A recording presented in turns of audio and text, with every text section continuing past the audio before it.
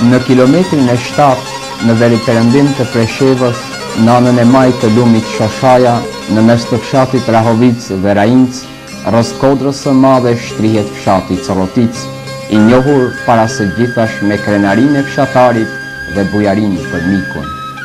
Kur themi Corotica, kujtojmë edhe Shoshajën piktoreske me mbi 60 shtëpi që është në kuadër të bashkësisë lokale të Coroticës. Kalimtari i rastit nga ndërtimet e shumta të shtëpive të reja që i kanë bashkuar këto dy vendbanime, nuk do të mund të di se prej ku mbaron Shoshaja e fillon fshati Corotic.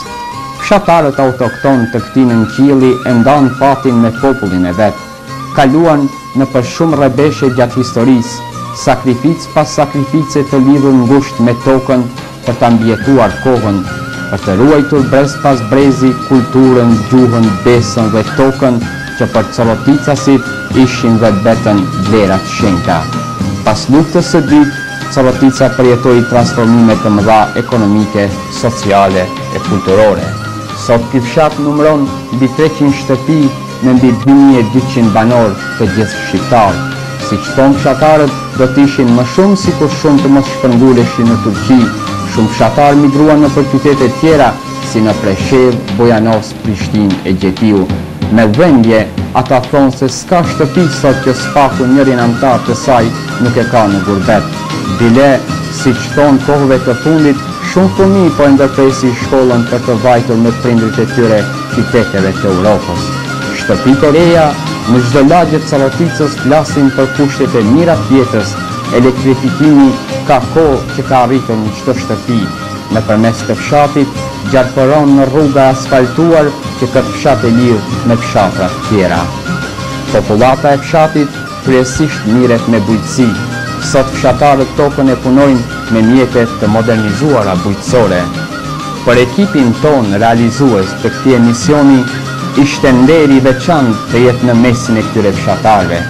Entuziazmohemi edhe më shumë kur fshatarët na thonë se jemi të parë që realizojmë një emision për ta, e që ne e quajtëm fshat.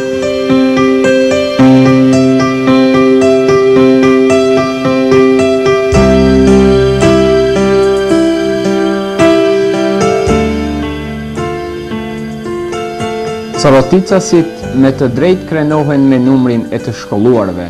Nga ky fshat sot kemi magjistër shkence, profesor, ekonomist, mjek, inxhinier, arsimtar të vyeshëm që plotësojnë kuadrin arsimor të shkollës fillore. Na gëzon pa mas fakti kur mësojmë se edukimi dhe shkollimi të femrës i u kushtua kohëve të fundit kujdesi veçantë dhe rezultatet nuk munguan.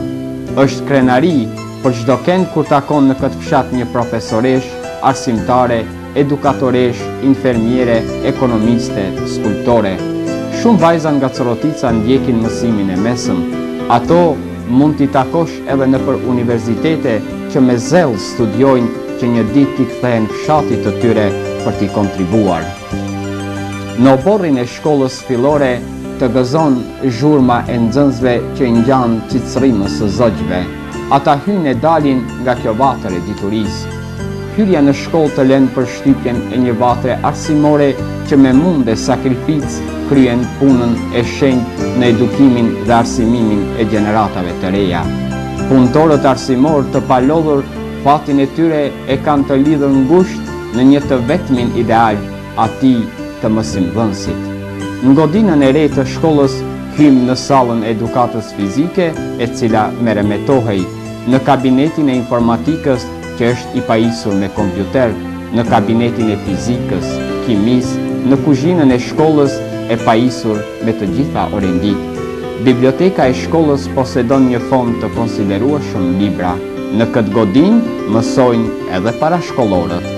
Funksionojnë grupi i zellshëm i recituesve, kori i shkollës, grupi i instrumentistëve e shumë grupe të tjera.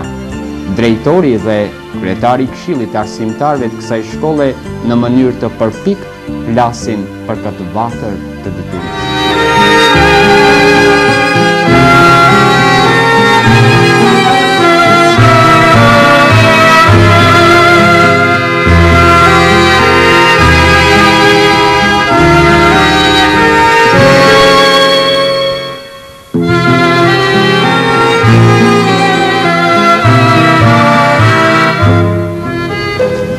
Rrës Kodre me mbi 60 shtëpi e 400 banor, aty ngjitas me Coroticën është Shoshaja, që daton prej vitit 1877-1878. A thua vau, para këtyre viteve ku ishin banorët e Shoshajës? Kjo pyetje bart një përgjigje të dhimbshme për fatin e stërgjyshërve të Shoshajasve, për të cilën histori sot flasin një për atë tyre tani më pleq.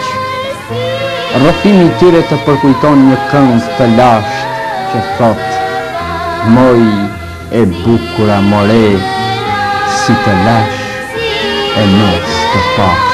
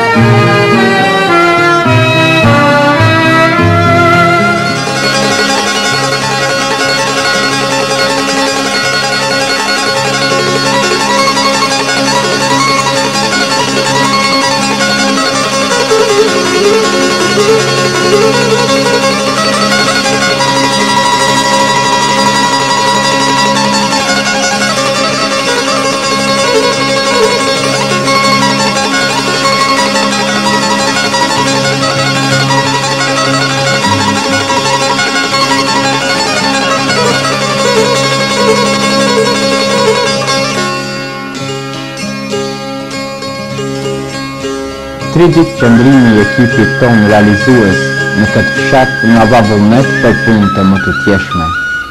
Fshatarët bujarë të Coroticës, duke na falendëruar për emisionin që realizuam, na thanë: mos na harroni, eni përsëri. Do të vini, themi, dhe fjala e dhënë mbetet peng në zemër. Largoheni kur muzgu bie. Po në këtë fshat dielli nuk përëndon, se Corotica është fshat në sy ka dielli.